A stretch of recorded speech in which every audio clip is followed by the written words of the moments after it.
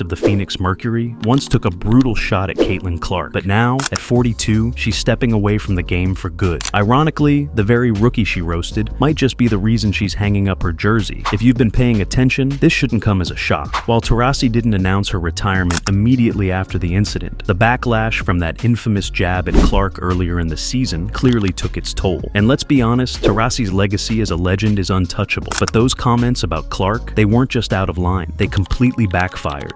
The playoffs start with a sprint beginning on Sunday on ABC and ESPN. And Rebecca, so much of the fuel in the WNBA's engine this year has been Caitlin Clark. So much conversation, so much attention. Not all of it great, but hey, that's kind of what you. How much better she is in this playoff game than she was in that first game of her pro career.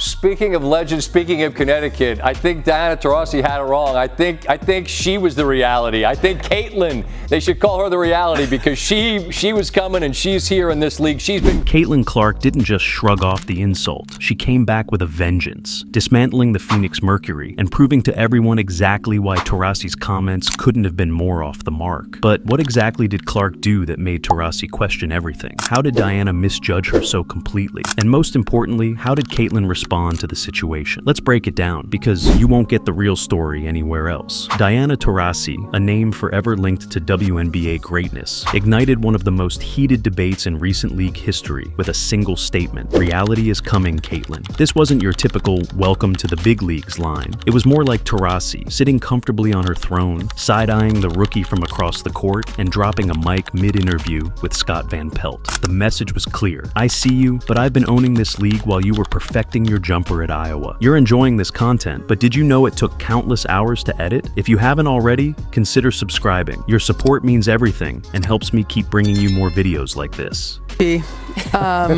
Reality is coming. Okay.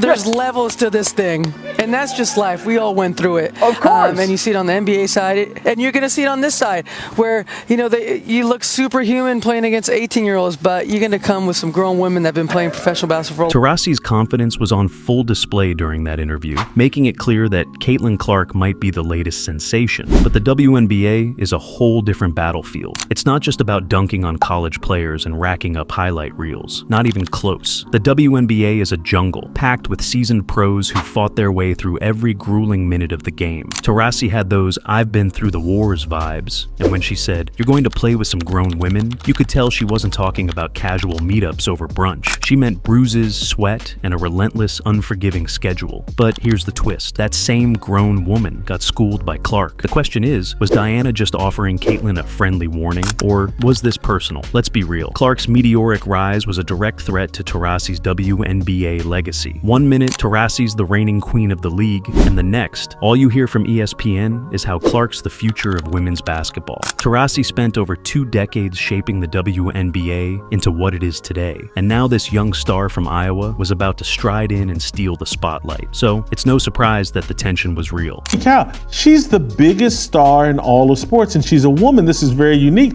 No woman's ever been asked to carry this burden. No, it's never happened in America. And then when you throw on the animus and the jealousy and the media being against her, and all the legends of the... Caitlin Clark isn't just another rookie who needs time to prove her worth. She burst into the league and lit it up in a way that no one else could. The hype machine is in overdrive, and everywhere you turn, it's all about Caitlin. But the real question is, was Diana Taurasi more worried about Clark's ability to handle the pressure of the WNBA, or was she grappling with her own inevitable decline? Let's be honest. No matter how many three-pointers Taurasi sinks, or how many defenders she outmaneuvers, the passage of time, the natural process of aging, catches up with everyone, and Clark's meteoric rise was like a cosmic reminder that the next generation is already here, knocking at the door. The torch-passing narrative, the tradition of older athletes symbolically handing leadership to younger ones, is inevitable, whether Diana is ready for it or not. Come in and you're gonna be fine. Show me anywhere where veterans have been talking about rookies, though, in the NBA or the NFL. Happens privately in every conversation. Privately. Yeah. All this stuff that's been going on has been publicly. And the media, well, they're certainly not doing Diana any favors. It's like they've already set up a Caitlin Clark altar, hailing her as the future of women's basketball, and you can almost picture them sketching murals in her honor. Caitlin, she's not just knocking on the door, she's smashed it down. And like it or not, Diana, Clark isn't waiting for an invitation to take center stage. She's arrived, and she's here to stay. If Taurasi's feeling some type of way about it, can you blame her? She's only human after all. The Caitlin Clark, she is obviously the superstar of women's college basketball in this hour. She is the most talked about player in women's basketball, period, WNBA or college.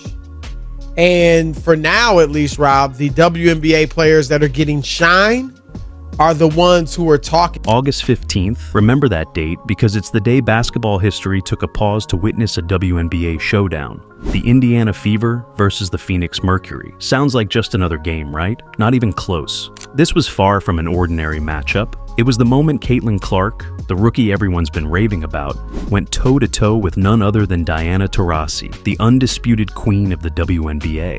What unfolded wasn't just a game, it was pure basketball drama. The kind you couldn't script if you tried. The Phoenix Mercury will host the Indiana Fever on Sunday at 3 p.m. Eastern Time on ESPN, which means fans of the W will finally get to see the much-anticipated battle between veteran Diana Taurasi and star rookie Caitlin Clark. When asked about her anticipation of facing Clark for the first time, Taurasi only had 4 words. Your thoughts going into facing Caitlin Clark for the first time on Sunday? Yeah, it'll be fun. I expected more from Diana Taurasi, ain't gonna lie about that. I expected something like can't wait. I expected something like get your popcorn ready. I expected something like, oh yeah, I've been waiting for this. Something like that. Before the game, Taurasi was calm, almost too calm. You'd expect her to be fired up, ready for battle. But when asked about going up against Clark, she just shrugged and said, it'll be fun. Fun? Where's the fire? Where's the legendary Taurasi smack talk we've come to expect? The woman who usually plays like she's got a vendetta against every hoop was suddenly acting like she was prepping for a friendly pickup game at the local YMCA. Fans were left wondering, Diana, this is supposed to be the showdown. The vibes? Suspiciously chill to say the least. Since the restart, she had one of the best games of her WNBA career. She heard all the disrespect, not only from Diana who told her reality is coming, but from the Mercury social media page that said they'd rather have the 6-time gold medalist. From the jump, Caitlin Clark had that look in her eye. She wasn't just there to play, she was there to dominate. And wow, did she deliver. She didn't just show up, she put on a basketball masterclass. By the time the final buzzer echoed, Clark was 1 rebound and 1 assist, shy of a triple-double. Let that sink in, 40 points, 9 assists, and 8 rebounds. But it wasn't just the numbers that had everyone floored, it was how she did it. Those deep threes from way downtown, the kind that make you wonder if she's just toying with the defense. Yeah, she was draining those like it was target practice. And then came the moment. The quarter ends with who else? Caitlin Clark out for revenge, deep catch and shoot 3, and the Indiana Fever take a 19-point lead. Clark with 13 points in the first quarter. With under 2 minutes on the clock, and the Fever desperately holding on to a narrow lead, Caitlin Clark confidently crossed half court. She barely glanced at the defense, then, without hesitation, launched a shot from the logo. Yes, the logo. The ball sailed through the air and hit nothing but net, as if it were destined to drop. The arena erupted, fans losing their minds, but Clark, she was ice cold. She turned, locked eyes with Taurasi, and the message was clear. This is my league now. Taurasi? After the game, all she could do was offer nothing but respect for the young superstar. What goes through Diana's mind when she hears that? Yeah, I mean, it's amazing. What Caitlin's been able to do in her short career so far has just been nothing short of remarkable. And the one thing that I really love about her, she loves the game. You can tell she's put the work in. And even, throughout, her short WNBA career, it's been a lot of pressure, a lot of things thrown at her. And, she keeps showing up and keeps getting better every single game. So her future is super bright and, But what truly made everyone sit up and take notice was the unexpected twist that followed the game. something no one could have predicted. As the buzz over Clark's jaw-dropping performance still filled the air, Diana Taurasi calmly walked into the post-game press conference. She looked as composed as ever, but then, out of nowhere, she dropped the biggest shocker of the night. "It's been a great ride," she said, her voice barely cracking. "But maybe it's time to step aside." Wait, what? Just like that? No farewell tour, no grand announcement, just Taurasi, casually hinting that her legendary career might be over. The room went absolutely still. You could feel the shock ripple through the air as reporters scrambled to gather themselves, jaws practically hitting the floor. No one, and I mean no, the internet absolutely exploded. Did Caitlin Clark, the rookie sensation, just push the GOAT into retirement? Was Taurasi so rattled by that logo shot that she thought, yeah, I've had enough? Or was this something brewing for a while, with Clark's jaw-dropping performance simply sealing the deal? Either way, it was a mic drop moment for the ages. This wasn't just another game, it was the turning point, the night the WNBA passed the torch. From Taurasi, the undisputed icon, to Clark, the rising star ready to take over. As bittersweet as it felt, you couldn't help but sense that Taurasi's quiet exit was exactly how she envisioned it. A legend gracefully stepping aside, making way for the new generation to shine. English? Yes. My question to her was that So you could get the previously to the game, she had expressed how she admired Diana in basketball and coming up as a new player. How I'm trying to translate from English from Spanish to English. Sorry.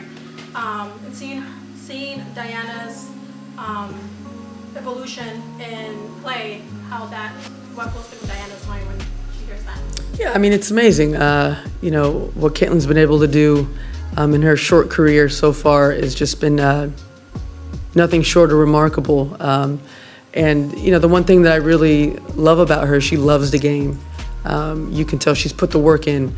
And even, throughout, her short WNBA career, it's been a lot of pressure, a lot of things thrown at her, and she keeps showing up and keeps getting better every single game. So her future is super bright, and being a veteran and being in this league for a long, long time, it's pretty cool to see that, and going into the future, it's been a lot of pressure, a lot of things thrown at her, and she keeps showing up and keeps getting better every single game. So her future is super bright. And then the media circus erupted. And of course, front and center was Stephen A. Smith, never one to shy away from a hot take, jumping into the conversation like he was ready to challenge anyone doubting Caitlin Clark's greatness. If there's one person who's been riding the Caitlin Clark hype train since day one, it's Stephen A., and he came out swinging hard. I've been saying this for months. Caitlin Clark is the real deal, and if Taurasi can't admit that, she's fooling herself. Smith's fiery commentary only fueled the debate as fans and analysts scrambled to take sides. One thing was clear. In Clark's performance had ignited something bigger than just the game. It sparked a generational shift, and the sports world was eating it up. Something like that. But it doesn't really matter, because we remember what she said to Scott Van Pelt on SportsCenter for ESPN months ago, when she said there's levels to this. It's one thing to go against young girls and stuff like that. You about to go up against grown women. We're going to be waiting for her. So guess what? This is Caitlin. Smith was practically on fire, passionately defending Clark's newly minted status as the future of the WNBA. He wasn't just talking, he was fuming, fiercely making his case that Clark wasn't just a rising star, but the next face of the league. This is why I ain't missing this game. This is what you want to see. You see, if there's one player, if there's one type of player that has absolutely nothing to worry about, you see the numbers right there. Diana Taurasi, 40 years of age, 16 points a game, 39% shooting, 35% from three-point range. Numbers very comparable. Caitlin Clark has numbers incredible. But it wasn't just Stephen A. making waves. Monica McNutt, another ESPN heavyweight, had been vocal about her skepticism of all the Clark hype. She wasn't exactly on board with how the media seemed to fast-track these young stars to the front of the line. While, in her eyes, legends like Taurasi weren't getting their due respect. McNutt didn't mince words, saying, "We're acting like the OGs don't matter anymore. Let's not rush to crown the new kids before they have truly earned it." And honestly, she had a valid point. The clash between McNutt and Smith went far beyond who should get more airtime. It symbolized a deeper generational tug of war over how women's sports are being covered today. We're talking about them maximizing their great potential. And because we bring that up and talk about what potentially might get in their way, which we do to men all the time, And yes, Shannon, I know y'all are going to say you know, and Stephen A., I know you just shared that you have talked about the WNBA on your program too. You guys may not have said everybody, but the prevailing sentiment for folks that are just joining the WNBA and following women's sports is unfair to the women of this league, to your point, who have laid the groundwork for Caitlin Clark to come in and now take it to the next level. That's all I'm saying in these Smith, true to form, wasn't holding back on his show. No, what's really disrespectful is failing to acknowledge what Caitlin Clark is doing for this league right now. She's transforming it, he barked, his voice booming with conviction. And of course, Smith came with the receipts. Earlier this year, when Team USA left Clark off the 2024 Olympic roster, he went on a full-blown tirade. "How do you leave this girl off the roster?" he roared, veins practically bulging. That's not just a bad call, it's a crime against basketball. For Stephen A., this isn't just about supporting Clark, the player. He's backing Clark, the movement. One thing's certain, while the Taurasi versus Clark battle on the court may have ended, the firestorm of debate it ignited is just getting started. So buckle up, because this conversation, it's here to stay, and it's only heating up.